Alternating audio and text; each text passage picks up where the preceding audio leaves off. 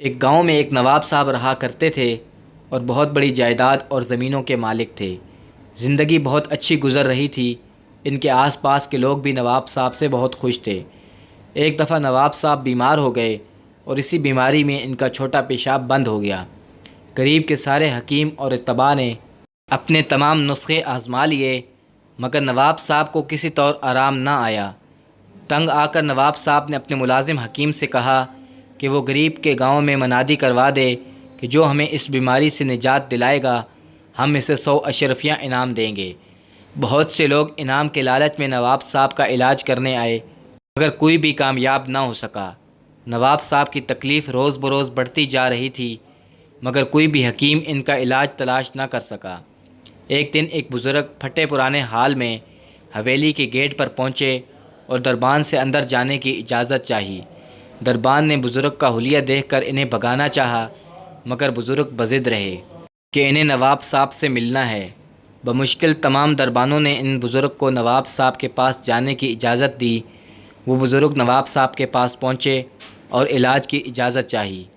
نواب صاحب نے ان کا حلیہ دیکھ کر بے دلی سے اجازت دے دی۔ ان بزرگ نے خربوزے منگوائے اور چھیل کر نواب صاحب کو کھلانا شروع کر دیے۔ ابھی نواب صاحب نے 2 ہی خربوزے کھائے ہوں گے کہ انہیں پیشاب کی حاجت ہوئی اور وہ جلدی سے استنجا خانے کی جانب تشریف لے گئے، اور جب ان کی واپسی ہوئی تو ان کے چہرے کا اطمینان بتا رہا تھا کہ وہ تکلیف سے نجات حاصل کر چکے ہیں۔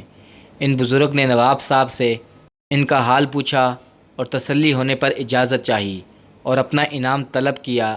نواب صاحب نے بخوشی 100 اشرفیاں ان بزرگ کو دے دیں۔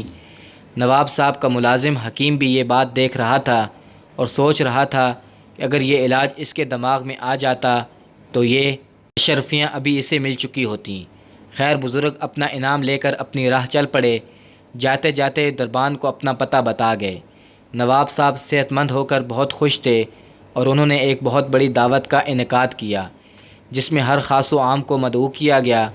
کچھ ماہ بعد نواب صاحب اسی تکلیف میں دوبارہ مبتلا ہو گئے۔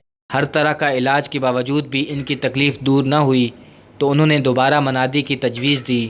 ان کے حکیم نے کہا کہ بلا وجہ 100 اشرفیاں ظاہر کرنے کی ضرورت نہیں، آپ خربوزے منگوائیے، میں ابھی علاج کیے دیتا ہوں۔ نواب صاحب کے حکم پر دوبارہ خربوزے لائے گئے اور حکیم صاحب نے نواب صاحب کو خربوزے چھیل کر کھلانے شروع کر دیے، مگر اب کی بار خربوزے کھا کر بھی نواب صاحب کی حالت نہ سدھر سکی۔ اب حکیم بھی پریشانی میں مبتلا ہو گیا کہ اشرفیوں کے لالچ میں وہ کس مصیبت کو دعوت دے بیٹھا ہے۔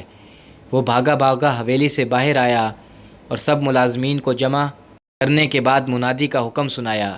دربان نے جب یہ سنا تو اس نے بتلایا کہ وہ حکیم کا پتہ جانتا ہے، وہ اسے پکڑ کر لے آئے گا۔ حکیم نے اسے فوراً ان بزرگ کو لانے کا کہا۔ حکیم اور نواب دونوں بے چینی سے بزرگ کا انتظار کرنے لگے۔ بزرگ نواب صاحب کے پاس پہنچے اور ان کی حالت دیکھ کر خربوزے لانے کا کہا۔